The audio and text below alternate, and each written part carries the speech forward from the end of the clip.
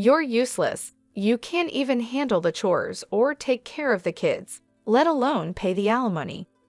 Kyle had finally shown up at the hospital 3 weeks after my traffic accident, spouting these harsh words without showing any concern for me as I lay there in the hospital bed. At first, I had hoped Kyle came to visit me out of concern, but he proved to be a letdown. I sighed deeply. To be honest, I had already been thinking about getting a divorce. I didn't expect Kyle to bring it up now, but I guess I should be thankful it saved us both some trouble. Fine, I agreed quickly, which surprised Kyle. Little did he know, I was already one step ahead. I wanted to tell him that I knew what he was planning, and I was silently laughing at him in my head. My name is Sarah. I'm a 40-year-old housewife living with my husband, Kyle, and our 7-year-old daughter, Lisa. Kyle and I met during a group blind date and got married when I was 30. He was easy to talk to, and eventually, I fell for him and we started dating. Kyle was charming and the most handsome man at the table when we first met. When he expressed his interest in me, I felt flattered and proud.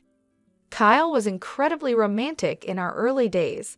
He would surprise me with dessert plates and bouquets at fancy restaurants for my birthdays, take me on trips for our anniversaries, and write heartfelt letters at just the right moments. I felt so lucky to have him and eagerly accepted his marriage proposal, imagining a life full of surprises and excitement even after marriage.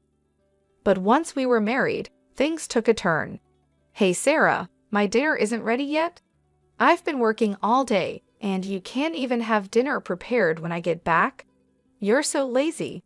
Once married life began, he started demanding like he was the master of the house and I was supposed to be his caretaker. At first, I was shocked by the change in him. I thought he was just joking. When we were dating, we used to laugh at each other's silly jokes. We imagined a sweet newlywed life where we'd call each other by cute nicknames and stay lovey-dovey even after having kids. But it turned out he wasn't joking at all. He treated me like a servant or something even worse. At first, I would laugh it off, thinking he was joking.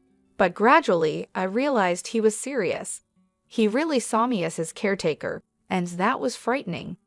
After we got married, I had to quit my job, and we depended on the money Kyle earned.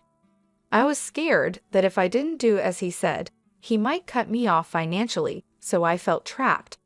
Honestly, Kyle's income wasn't great. I was making more when I was working. Kyle only finished high school and jumped from one job to another. His unstable work history continued, quitting jobs every year or two. It seemed Kyle felt insecure about his background and took out his frustrations on me. "I'm sorry I got delayed with some errands," I told him once. "Don't make excuses, just hurry up and make it," Kyle replied, sitting down with a cold beer. This had become a common scene, but each time I sighed and started cooking. My marriage made me miserable, but I managed to get by. The following year, our daughter Lisa was born, and my days became a series of struggles. As expected, Kyle didn't help much with Lisa. However, he would spoil her by buying her candy or toys she wanted. I tried to raise Lisa properly, so I scolded her when needed, which made her cling to Kyle even more. "Lisa, you like Daddy, don't you?" Kyle asked her once. "Yeah, Daddy is cool. I love Daddy," Lisa replied. "I knew it. I'm super dad," Kyle said, looking at me smugly. It was frustrating, but I couldn't help feeling glad that Lisa loved her father. I just sighed again. Despite his spoiling her, Kyle never attended any of Lisa's kindergarten events, like sports festivals or recitals. "You know there's a parent-child race at Lisa's sports festival. Could you participate?" I asked him. "Huh? Why me? You're free that day, you do it," he responded. "I'm busy with work every day, but the sports festival could be a great time for us to bond as parents. It's on a holiday, so you won't have to work," I said to Kyle. "Shut up, we're already close enough. Maybe you should work on your relationship with Lisa. She thinks you're mean, you know. You might want to fix that," Kyle said, laughing as he left for work. Calling himself a super dad, yet he never shows up to school events. I was worried that Kyle's habit of being easy on himself but hard on others might influence Lisa. He continued to leave all the housework and childcare to me and was lazy at home. Now, Lisa is 5 years old and ready to start elementary school, but Kyle was still jumping from job to job. He had just quit his factory job last month and moved to a food and beverage company. "I'll be working weekends at my new job since it's in the food industry," he said. "Looks like we'll hardly see each other then." "Can't be helped, it's work," I replied. Honestly, I was relieved because I was tired of Kyle ordering me around on weekends. Now, I wouldn't have to be nagged by him to clean the floor or serve meals quickly. But if Kyle was out on weekends, Lisa would be sad. It's better for kids to spend holidays with the whole family. "I have work, so please let Lisa know," Kyle said. I couldn't really argue with Kyle since he was the one bringing in the money. Reluctantly, I went to tell Lisa, "I'm sorry, but Daddy won't be able to go out with you on his day off." I thought Lisa would be upset, so I told her with a frown. However, contrary to my expectations, Lisa seemed unconcerned. "It's okay. If you're okay with it, then it's fine. You know he's not going to be here on all weekends, right?" "Daddy has been smelling strange lately," she said. "A strange smell?" I asked, puzzled. Lisa nodded and went back to her room. What on earth was she talking about? I've been so busy with housework and taking care of our child that I hadn't noticed much about Kyle lately. Our marriage was not like it used to be, and I tried to avoid being around Kyle to keep things calm. The strange smell Lisa mentioned might be from the factory, I thought. Factories often use special solvents, so it made sense that Kyle could come home with a weird smell. If that was the case, the smell would probably go away soon. Kids are really honest, which is what makes them so endearing. Despite what he said, Kyle started leaving the house early in the morning, even on his days off, which was odd. He also left every weekday. If he was working weekends, he should have a day off during the week. He left without saying anything to me, so I couldn't tell if he was going to work or not. I became curious about what he was doing, leaving so early even on his days off. One day, I asked Kyle, "You seem to be going out every day off. What are you doing?" Kyle looked confused for a moment, then answered in an annoyed tone while scratching his head, "I'm working. I go to work voluntarily." "Really? But you should take care of yourself, or your body won't hold up," I replied. "Shut up, don't complain about my job," Kyle snapped back. I didn't understand why he got so angry when he often complained about my housework and child rearing. I didn't believe what Kyle said. There's no way he, who usually avoids trouble, would go to work voluntarily on his days off. I knew this from watching him closely over the years. If he was that passionate about work, he would have stayed at his previous job longer. I also started paying attention to the strange smell that Lisa mentioned. Indeed, Kyle came home with a sweet, strong fragrance. This strange smell was not from the factory. Why hadn't I noticed this before? I blamed myself for being so naive and vowed not to make the same mistake again. From then on, I decided to watch Kyle more carefully, especially on weekdays when he said he was going to work. He seemed to wake up an hour earlier than usual and took extra care grooming himself. He appeared to be in a good mood on those days, which varied from week to week, sometimes being on a Monday, sometimes on a Thursday. But it was clear that Kyle was happy on those days when he left the house. I went into his room to look for any clues. I felt like a detective searching a house. Since I always clean Kyle's room, I knew it well and didn't feel bad about snooping around. If Kyle had hidden anything, it would be in a place not easily seen.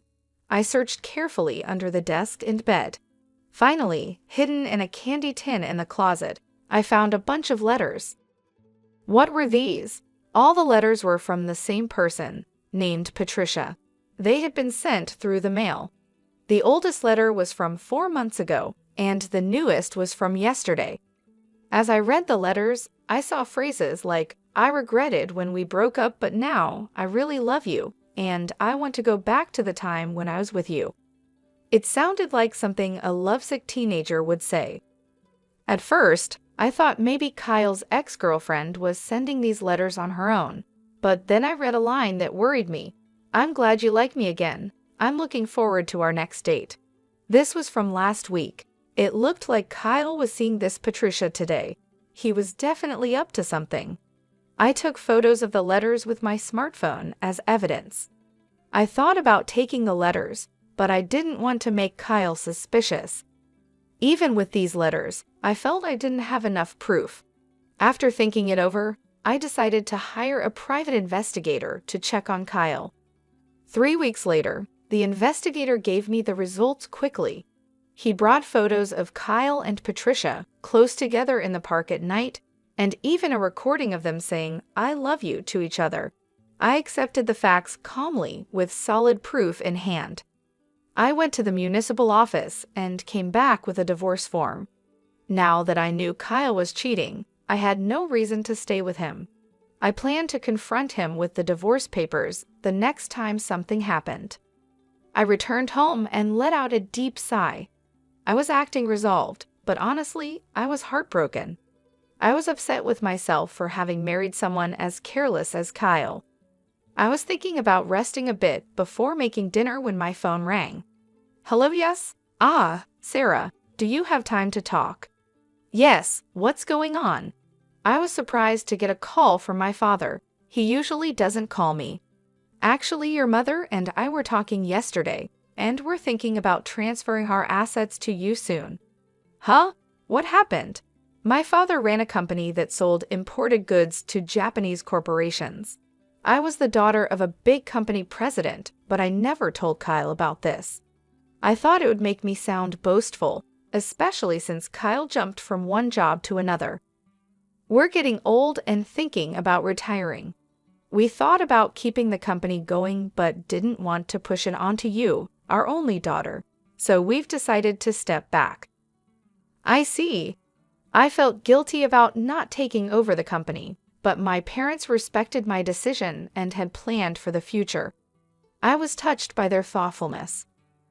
"We're thinking of handing over our assets to you.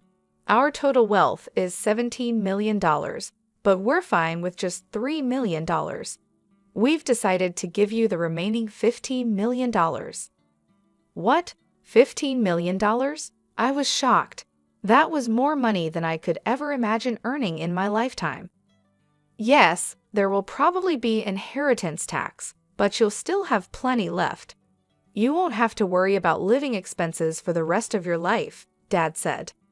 "Thank you." I expressed my deepest gratitude to my father and mother and hung up. Soon, $17 million would be coming my way.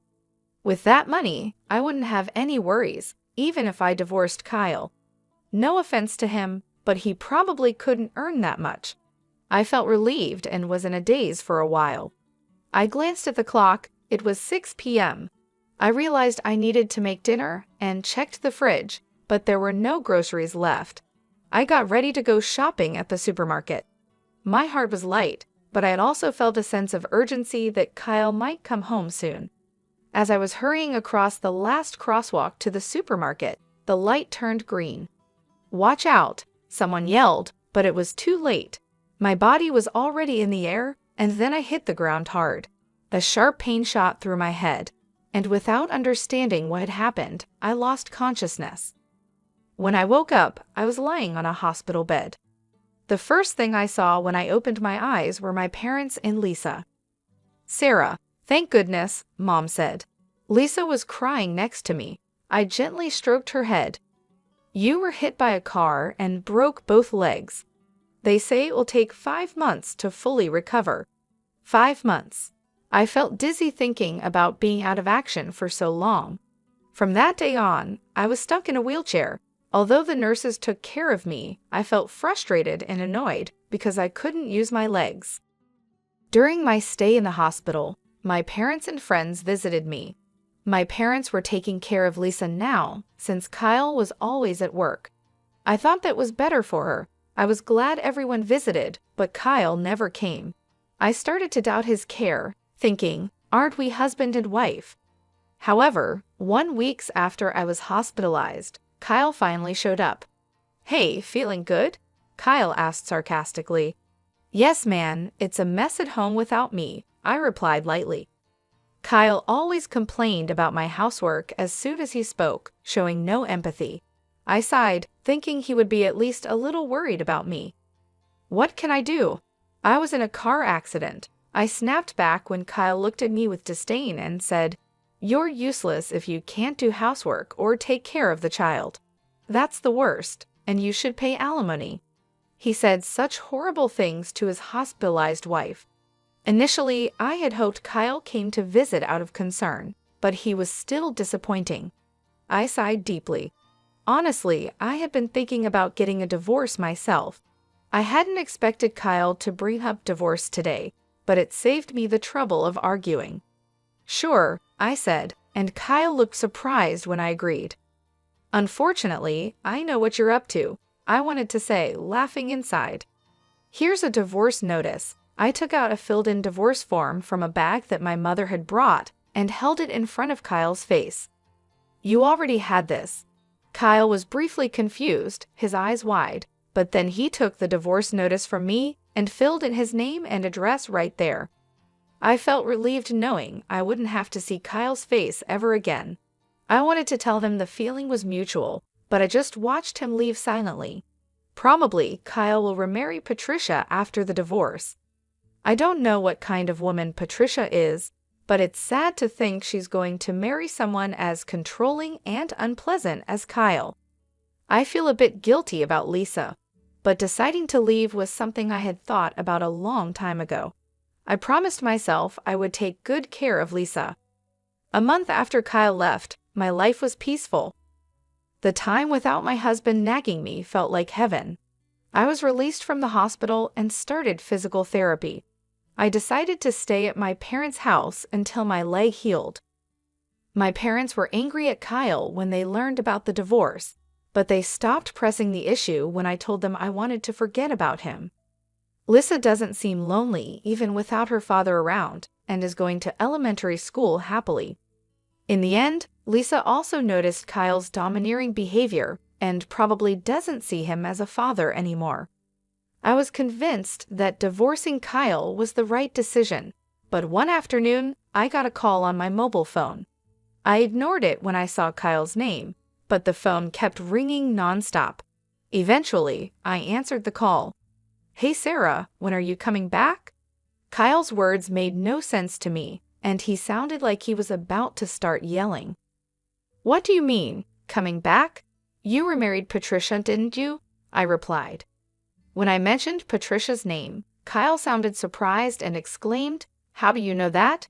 Did you think I didn't know you cheated? That's why I asked for alimony. Yes, that's right. But alimony and child support, I can't pay that. Why do I have to pay alimony anyway? You who never did the housework should be the one to pay, Kyle argued. I was shocked to hear Kyle's argument. I had asked for alimony and child support through a lawyer, but he hadn't paid yet. I knew Kyle didn't have a lot of money, but he should find a way to pay. Yet here he was, saying something ridiculous like I should be the one to pay alimony. I noticed your affair and gathered evidence. Did you see it from the lawyer? It seems that Kyle had already seen the evidence from the detective agency. That would make things easier, but him calling me was ridiculous. I wanted a divorce even before I found out about the affair because you never helped with housework or childcare, and you complained all the time. I'm not your housekeeper, you know, but it's good you're married now. You have someone else to look after you. But here's the thing, Patricia can't do housework. Before we got married, she said, leave everything to me. But once we got married, her cooking is terrible and she doesn't clean. I would have been better off with you. Marry me again. After all, you don't have any money, right? Lisa liked me too, didn't she? Kyle said, which annoyed me. What are you talking about? You divorced me and remarried. You're her partner, not my responsibility. And sorry to say, Lisa doesn't like you, and I have money. Don't lie to me. There's no way you have money. You were a housewife. You can't live without me. I had no intentions of telling Kyle about the fortune I inherited from my parents, but faced with his aggressive attitude, I had no choice but to reveal it. My parents are the CEOs. Recently, I inherited their assets. It's around $52 million in total, so I can live without working for the rest of my life. I could almost visualize Kyle gaping on the other end of the phone as he heard about this fortune. You're lying. There's no way you have such a huge amount of money. It's true. If you want, I can have my parents tell you. With that, Kyle finally seemed to believe my words and fell silent. Then he suddenly yelled, "If it's true, why didn't you tell me?" Well, I wanted to tell you, but I knew about your affair and I thought the worst of you, so I thought it didn't matter at that point. I hadn't yet inherited the assets, and there was no issue of property distribution. Kyle bit his lip in frustration. He probably never imagined I had such assets. He must be regretting that he should have never divorced me. But I didn't want to suffer his terrible behavior anymore. Can I hang up now? Please pay the alimony properly, reflect on your actions, and never call me again. Goodbye. With that, I hung up the phone. I immediately blocked Kyle's number so he couldn't call anymore. Mom, who were you talking to? Lisa walked into the room and asked curiously. Just a friend, I replied. But Lisa, do you want to go to the amusement park this weekend? Yes, Lisa smiled happily. Seeing her smile reminded me that her happiness was all that mattered to me. A few days later, I heard that Kyle had broken up with his new wife, Patricia. They argued because she wouldn't do housework, and Patricia ended up leaving him. Kyle, having been divorced twice in a short time, would probably find it hard to get married again. I hoped he would stay single for a while to prevent more people from getting hurt. After the divorce, Kyle lost his motivation and quit his job at the restaurant. He would probably find another job, but it might take him some time to get his life back on track. I felt a bit sorry for him, but his problems were his own doing. I blocked his calls so he couldn't ask me for money, and I avoided places where we used to go together. In my life, Kyle had virtually disappeared. Eventually, Kyle paid the alimony but ended up in debt. I don't know how he'll manage, but I hope he learns from his mistakes. I'm still living comfortably at my parents' house. They told us we could stay as long as we like. After my legs fully healed, I started part-time work at a local flower shop. Even though I don't need to work, I find it better to be active and leave the house. I work hard on weekdays and spend weekends having fun with Lisa and my parents. I feel more joy in life than before and want to keep living happily with the people I love. I cherish these happy moments, especially when I see Lisa smile.